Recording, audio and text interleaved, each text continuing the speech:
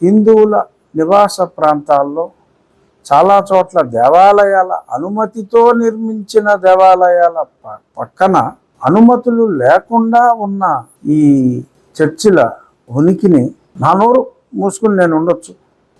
నీలి కోట్లను చూసి భయపడిపోయి నేను నోరు మూసుకుని ఉంటే ఉండొచ్చు. అరనీలి టోటల్ నీలి కోట్లు చూసి అంటే వాళ్ళు ఊహించుకుంటూ ఉంటారు కదా నేను భయపడిపోతానని. నిజంగానే భయపడిపోయి అనుకుందాం ఫర్ సపోజ్. కానీ ప్రజలు అందరూ ఈ అరకోటికి ఫుల్ కోటికి భయపడరు కదా, మరి వాళ్ళ రియాక్షన్ ఉండొచ్చు కదా. సో ఇలా ఇతరుల మనోభావాల్ని దెబ్బతీయటం అనేది సమంజసం కాదు అని చెప్పి నేను తెలియచేస్తూ, ఇప్పుడు ఆకువీడు ఉండి నియోజకవర్గం సస్పెన్షన్లో ఉన్నాడు. ఏంటి సంబంధం?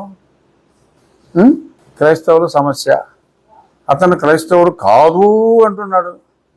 క్రైస్తవులు కాని వారికి సమస్య ఏంటి? ఎందుకంటే వాళ్ళు వీడియోలో చెప్పారు కదా, మేమందరము క్రైస్తవులము, ఎచ్చడ హిందువు లేడు అని చెప్పారు కదా. మరి చెప్పినప్పుడు మరి అతను సరే ఎనీహో అతని గురించి మనకి అనవసరం.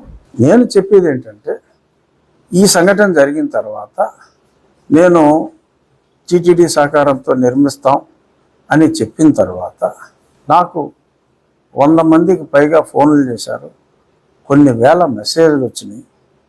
సోషల్ మీడియాలో కామెంట్స్ రూపంలో అయితే కనీసం 1,00,000 కామెంట్స్ ఉంటాయి.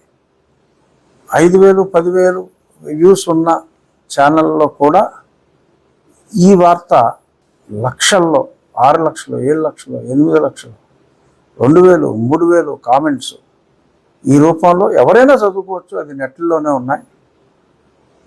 మీరు మన భక్తుల సహకారంతోనే అయోధ్యలో రామ మందిరం నిర్మించినట్టుగానే ఇక్కడ ప్రభుత్వ సహాయం లేకుండా భక్తుల వితరణతోనే ఆ దేవాలయం నిర్మిస్తే బాగుంటుంది రాజుగారు అని చెప్పి ఎంతోమంది నాకు చెప్పారు.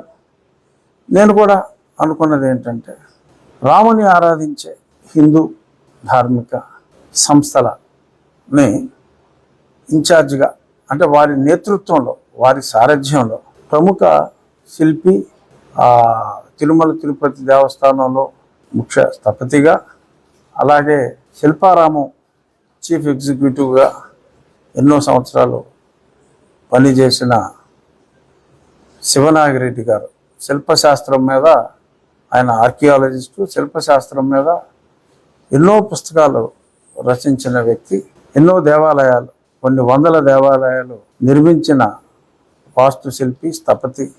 వారితో పూర్తిగా రాతి కట్టడంతో, అంటే కొన్ని వందల సంవత్సరాలు నిలబడి ఉండేలా పూర్తిగా రాతి కట్టడంతో, అక్కడ స్థలం తక్కువ ఉంది కాబట్టి ఆ స్థలంలోనే అత్యంత సుందరంగా పూర్తిగా రాతితో రామాలయాన్ని అక్కడ నిర్మించాలంటే ఎంత అవుతుంది అని కూడా అడగటం జరిగింది.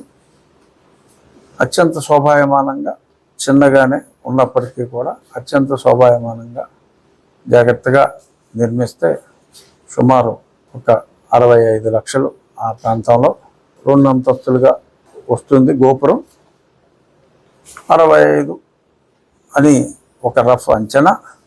అత్యంత సౌందర్యవంతంగా ఆ ప్రాంగణంలోకి వెళ్తే ప్రశాంతతగా ఉండే విధంగా ఆలయం నిర్మించవచ్చు అని చెప్పడం జరిగింది. Please subscribe to Leo news for more videos.